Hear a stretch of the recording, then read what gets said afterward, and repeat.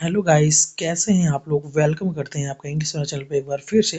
I hope आप लोग मस्त होंगे और अपने बोर्ड एग्जाम्स की तैयारी बहुत अच्छे से कर रहे होंगे। तो आपके बोर्ड एग्जाम में सबसे ज़्यादा इंपॉर्टेंट टॉपिक होता है फिगर ऑफ स्पीच। तो आज हम इसी टॉपिक पर चर्चा करेंगे, और जो भी चैनल पर पहली बार आया चैनल को सब्सक्राइब कर दें, वीडियो को लाइक करें और अपने फ्रेंड्स में शेयर करते हैं। तो चलिए गाइस, वीडियो को स्टार्ट करते हैं।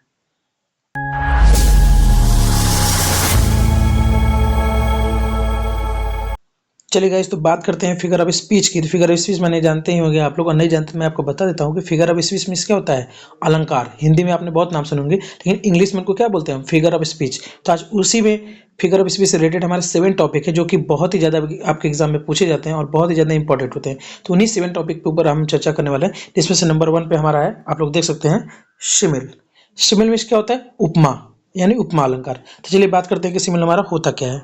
जैसा कि आप लोग देख सकते हैं, यहाँ पे दिया है, a simile express comparison between two unlike objects or events. Usually the comparison is expressed by using like such, यानी कि कैसे आप लोग देख सकते हैं यहाँ पे कि as just as so as. तो यहाँ पे देख सकते हैं आपको कि इसका मतलब मैं आपको समझाता हूँ।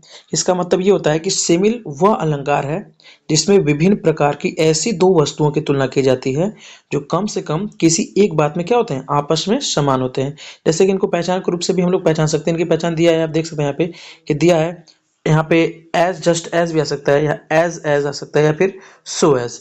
ऐसे करके अगर कोई भी सेंटेंस के साथ कुछ भी आ रहा है तो हमारा क्या हो जाएगा, वो सिमिल हो जाएगा। और गाइस देख सकते हैं यहाँ पे, ये आपके प्रीवियस क्वेश्चन में कितनी बार पूछा गया है। तो देख सकते हैं यहाँ पे, ये भी आपको दिखा कि 2012, 14, 17, 18, 19, 20 और 22 इतने सारे ईयर में ये आया हुआ है। तो आप लोग के लिए बहुत ही ज़्यादा इंपॉर्टेंट है। तो चलिए इसको एग्जाम्पल के माध्यम से हम लोग समझते हैं। यहाँ पे एग्जाम्पल दिया है हमारा कि childhood is like a swiftly passing dream, यानी कि बचपन एक तेजी से गुजरते सपने की तरह है। यानी क्या कहा गया है यहाँ पे, यहाँ पे बचपन जो चाइल्डहुड है उसको एक ड्रीम की, क्या ड्रीम से उसकी तुलना कर दी गई है कि कैसे एक एक ड्रीम की तरह, एक सपने की तरह क्या हुआ, स्विफ्टली गुजर गया, एकदम तेजी से गुजर गया है। ठीक है, आई होप गाइस आप लोग को समझ में आ गया होगा कि सिमिल हमारा क्या होता है, उपमा अलंकार होता है। और इसमें क्या बताया जाता है, इसमें हमें किसी चीज के साथ क्या करता है, एक कंपेरिजन करता है और सिमिलरिटी दिखाता है।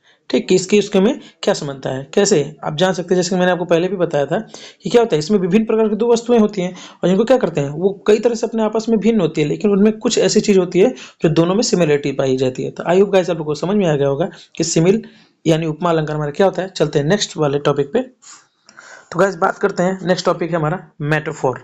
मेटाफोर में क्या होता है गाइस, मैं आपको बताता हूँ। मेटाफर का मतलब होता है रूपक अलंकार। यानी कि चलिए इसके बारे में मैं बताता हूँ आपको कि क्या यहाँ पे दिया है। In a metaphor two things are compared but the words of comparison are not used. यानी कि मेटाफर वह अलंकार है जिसमें दो वस्तुओं की तुलना की जाती है, किंतु तुलना प्रकट करने वाले शब्द का प्रयोग नहीं हुआ रहता है। यानी कि कोई भी तुलना करने वाला, कंपेरिजन करने वाला वर्ड आपको शो नहीं करेगा। यानी कि क्या होता है, जैसे सिमिल हमारा ना, सिमिल का जस्ट अपोजिट ही है। चलिए इसको हम एग्जांपल के माध्यम से समझ सकते हैं और देख सकते हैं यहाँ पे कि प्रीवियस ईयर में कितनी बार ये पूछा गया है। चलिए इसको एग्जाम्पल के माध्यम से समझ रहे हैं। यहाँ पे एग्जाम्पल हमारा दिया है, the camel is the ship of dessert. यानी कि जो हमारा कैमल है, ऊँट है, वो क्या है, रेगिस्तान का जहाज माना जाता है। यहाँ पे मैंने क्या कहा है, एक कैमल की तुलना किससे की गई है, जहाज से। लेकिन इसमें जो कंपेरिजन वाला वर्ड है, कहीं आपको दिख रहा है, यहाँ पे कहीं भी कंपेरिजन वाला वर्ड दिख रहा है, आयु देख सकते हैं आप लोग, यहाँ पे नहीं दिया है। तो यानी क्या हुआ, यहाँ पे किसी की किसी से तुलना कर दी गई, लेकिन यहाँ पे कोई भी ऐसा वर्ड नहीं दिया है जिससे ये पता चल सके कि कंपेरिजन हुआ है। ठीक है, तो ये हमारा क्या हो जाएगा, मेटाफर हो जाएगा। और नेक्स्ट एग्जांपल देखते हैं। नेक्स्ट हमारा, he is the star of the family. वो क्या है, अपने फैमिली का, अपने परिवार का सितारा है या तारा है। तो देख सकते हैं ना, इसका ही की तुलना किससे कर दी गई है, स्टार से। लेकिन यहाँ पे तुलनात्मक वर्ड कहीं दिख रहा है आपको, नहीं दिख रहा है। तो ये हमारा क्या हो जाएगा, मेटाफर, यानी कि रूपक अलंकार। आई होप गाइस आप लोग को समझ में आया होगा। चलते हैं नेक्स्ट टॉपिक पे। नेक्स्ट देख सकते हैं गाइस, हमारा नेक्स्ट टॉपिक है पर्सोनिफिकेशन। पर्सोनिफिकेशन मींस क्या होता है, मानवीकरण अलंकार। मानवीकरण क्या होता है, चलिए गाइस देखते हैं। इसमें दिया है हमारा, in personification like place objects and abstract ideas are thought of as living beings. यानी कि पर्सनिफिकेशन में क्या होता है, मैं आपको समझाता हूँ कि वह अलंकार होता है जिसमें निर्जीव वस्तुओं और विचारों को सजीव मान लिया जाता है।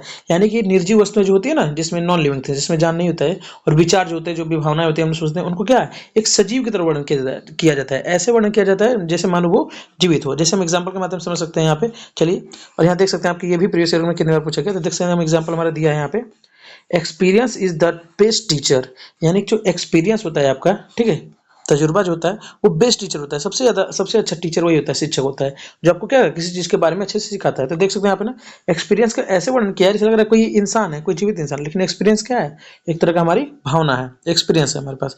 और दूसरा आप देख सकते हैं यहाँ पे दिया है लव इज ब्लाइंड, यानी कि प्यार अंधा होता है। तो गाइस जानते हैं कि इंसान होगा तभी जिसके पास आंखें होगी वही ना अंधा होगा, लेकिन लव के पास कोई आंखें होती है नहीं। फिर भी इसको लव को यहाँ पे कैसे डिस्क्राइब किया गया है, एक इंसान की तरह, एक जीवित, ठीक है, एक लिविंग थिंग्स की तरह, कि जो जीवित है जैसा लग रहा है, इसलिए बोला गया ना लव इज ब्लाइंड, जैसे लग रहा है प्यार अंधा है। रियलिटी में क्या हो रहा है, जैसे प्रतीत हो रहा है कि ये सजीव है, लेकिन ये सजीव नहीं है। आई होप गाइस आप लोग को समझ में आया होगा कि पर्सोनिफिकेशन अलंकार हमारा। तो बात करते हैं नेक्स्ट टॉपिक की। नेक्स्ट टॉपिक हमारा है एपिस्ट्रॉफी। तो चलिए बात करते हैं एपिस्ट्रॉफी। आप में से कई लोगों को पता भी होगा ये सब टॉपिक, और नहीं पता है तो गाइस बिल्कुल भी घबराने की जरूरत नहीं है। इस वीडियो को ध्यान से देखिए और अपने फ्रेंड्स में भी शेयर करें। एक दो बार तीन बार आप देखेंगे तो आपको सारे जितने भी फिगर ऑफ स्पीच दिए हैं वो आपको अच्छे से लर्न हो जाएंगे, और आपका एग्जाम में कोई भी इससे रिलेटेड क्वेश्चन नहीं छूटेगा। तो बात करते हैं एपिस्ट्रॉफी की। एपिस्ट्रॉफी में क्या होता है हमारा, संबोधन, किसी को संबोधित किया जाए इसमें। चलिए देखते हैं यहाँ पे क्या दिया है हमारा। दिया है in apostrophe we address a dead person, some lifeless thing or abstract idea as living person।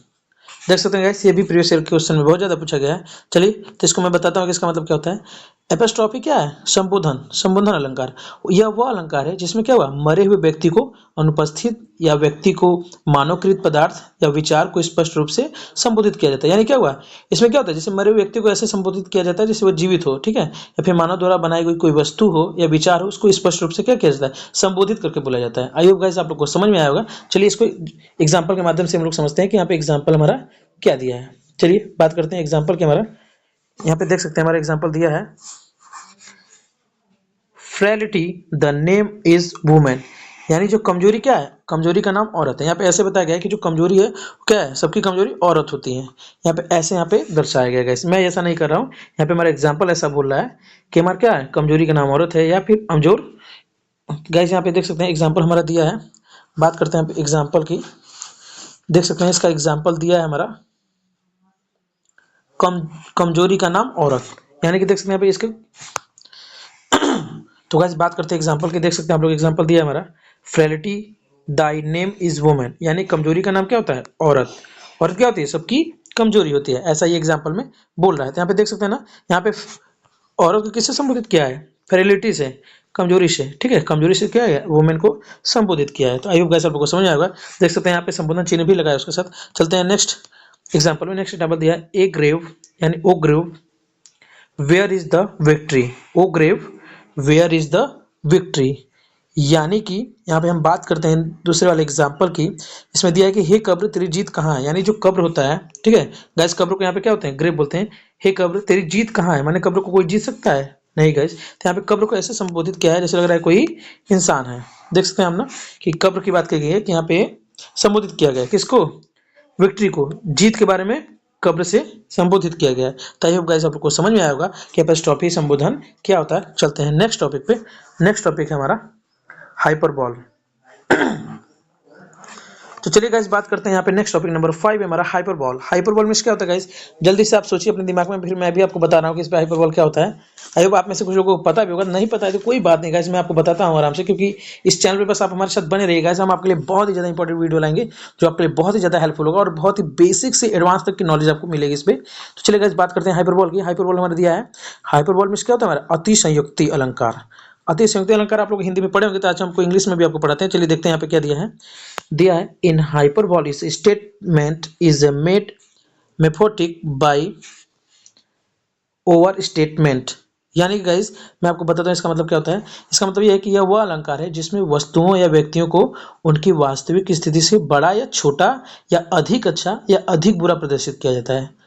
I hope guys आप लोग को समझ में आया होगा। चलिए इसको एग्जाम्पल के माध्यम से समझते हैं। एग्जाम्पल हमारा दिया है कि सी वेप्ट ओशियन टीयर्स, ठीक है, वह रोने लगी तो ऐसा हुआ कि जैसे आंसुओं का समुद्र बह जाएगा, ठीक है, या आंसुओं की समुद्र बहने लगी।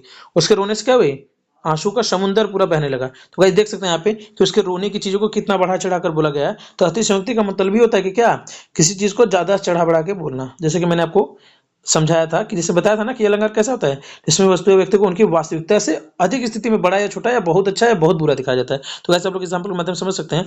नेक्स्ट एग्जाम्पल है हमारा reverse of blood flowed in the battle, यानी क्या होता है अगर युद्ध हुआ तो उसमें क्या खूनों की नदियां बह जाएंगी। तो गाइस देख सकते हैं यहाँ पे खून की नदियां तो रियल में बह सकती है, ऐसी कोई बात नहीं है, लेकिन यहाँ पे क्या हुआ है किसी वर्ड को एक बढ़ा चढ़ा के क्या होता है एक अतिशयोक्ति अलंकार का यूज करके इसको एग्जाम्पल को बनाया गया था। आई होप गाइस आप लोग को समझ में आया होगा। चलते हैं नेक्स्ट टॉपिक पे। नेक्स्ट टॉपिक है हमारा ऑक्सीमोरन। तो गाइस बात करते हैं नेक्स्ट टॉपिक की। नेक्स्ट टॉपिक हमारा नंबर 6 पे आता है ऑक्सीमोरन। ऑक्सीमोरन में क्या होता है गाइस, आप लोग जल्दी से सोचिए फिर मैं आपको बताता हूँ। ऑक्सीमोरन में क्या होता है हमारा विरोधाभास, यानी कि किसी के विरोध में बोलना। इसको क्या होता है हमारा विरोधाभास। चलिए इसको हम डिफिनेशन के माध्यम से समझते हैं। दिया हमारा definition, in oxymoron we find the association of two words or phrases having opposite meanings। यानी कि गाइस इसका मतलब क्या होता है, इसका मतलब होता है कि विरोधाभास वो अलंकार है जिसमें दो विरोधी विचार एक साथ बात किए जाते हैं, यानी कि दो क्या हुआ डिफरेंट थॉट होते हैं जिनको एक साथ रखा जाता है। चलिए हम इसको एग्जांपल के माध्यम से समझते हैं। और ये भी आप गाइस देख सकते हैं यहाँ पे कि प्रीवियस ईयर में कितनी बार आया है, तो आइए आप लोग समझ सकते हैं ये कितना इंपॉर्टेंट टॉपिक है आप लोगों के लिए। चलिए बात करते हैं एग्जाम्पल के। एग्जाम्पल हमारा दिया है, why are you regularly irregular in the class. ठीक, यहाँ पे इसका मतलब क्या समझाया गया है, यहाँ इसका मतलब क्या है कि आप कक्षा में नियमित रूप से क्या होते हैं अनियमित क्यों हैं, यानी कि आप कक्षा में क्या होता है नियमित रूप से अनियमित है, माने अब्सेंट है। तब क्या हुआ नियमित और अनियमित, ठीक रहा ना। रेगुलर देख रहे हैं गाइस यहाँ पे रेगुलरली एंड इरेगुलरली ये दोनों का क्या है, दोनों एक दूसरे का अपोजिट है, विरोधाभास है, लेकिन इनको क्या हुआ है एक साथ यहाँ पे यूज किया गया है। तो गाइस आप लोग समझ सकते हैं कि यहाँ पे विरोधाभास के लिए क्या होता है। और नेक्स्ट हमारा एग्जाम्पल है, सी इज फीलिंग स्वीट पेन। अब देख रहे हैं ना फीलिंग स्वीट और पेन, देख सकते हैं आप दोनों चीज साथ में है। स्वीट माने मीठा या अच्छा भी होता है, पेन में इसका दर्द भी होता है। यहाँ पे अच्छा भी और दर्द भी दोनों भी एक साथ है। तो ये गाइस आप लोगों को समझ आएगा। और चलते हैं हमारा नेक्स्ट टॉपिक हमारा लास्ट का एनोमोटोपिया। ठीक है, एनोमोटोपिया में क्या होता है गाइस मैं आपको बताता हूँ। एनोमोटोपिया में क्या होता है हमारा ध्वनि सूचक अलंकार। इसका मतलब क्या होता है ध्वनि सूचक अलंकार। चलिए गाइस इसको बताते हैं कि इसमें क्या दिया डिफिनेशन के माध्यम से। An onomatopoeia consist is using a word similar to the sound. देख सकते हैं गाइस यहाँ पे कितनी बार प्रीवियस ईयर में आ चुका है। चलिए इसका मतलब मैं आपको समझाता हूँ। इसका मतलब ये होता है कि यह वह अलंकार है जिसमें किसी शब्द की आवाज से उसका अर्थ प्रकट हो जाए। ठीक है, किसी के साउंड से उसका अर्थ प्रकट हो जाए कि वो कहना क्या चाह रहा है। चलिए, I hear the humming of बीज, यानी कि यह मधुमक्खियों की गुनगुनाहट सुनाई देती है। तो यहाँ पे क्या हो रहा है, यहाँ पे साउंड से अर्थ पता चल रहा है कि क्या है मधुमक्खियों की गुनगुनाहट सुनाई देती है, यानी मधुमक्खियां भिन भिन आ रही हैं। तो ये गाइस आप लोगों को समझ आया होगा। और नेक्स्ट वाला हमारा एग्जाम्पल है, swats challenge born of murmuring sound sell pass into her face. यानी कि इसका मतलब क्या होता है बड़बड़ाहट से पैदा हुई क्या तलवारें उनके चेहरे पर चलाई गई। यानी क्या हुआ एक बहस नुमा क्या हुआ कटाक्ष जिसको आप लोग बोलते हैं वो बोला गया किसी इंसान को।